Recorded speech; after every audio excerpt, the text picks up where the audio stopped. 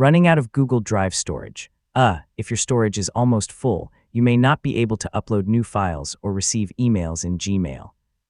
Fortunately, there are several easy ways to free up space in your Google account. In this guide, I'll show you how to free up Google Drive storage step by step. Let's get started. First, open Google Drive and look at the storage indicator in the lower left corner of the page.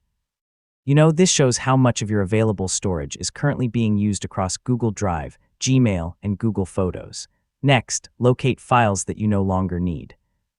You can sort your files by storage used or search for large videos, archives, and other files that take up significant space.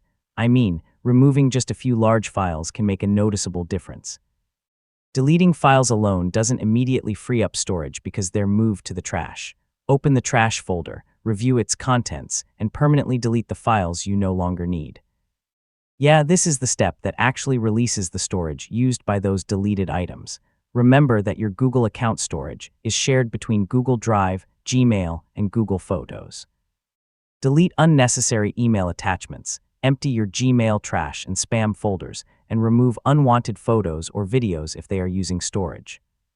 Finally, return to Google Drive and check your storage usage again. It may take a short time for the updated storage amount to appear after large deletions. If you still need more space, you can continue removing files or consider upgrading your storage plan, and that's how to free up Google Drive storage.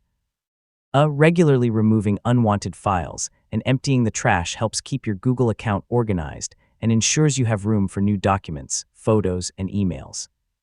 Thanks for watching, and I'll see you in the next tutorial.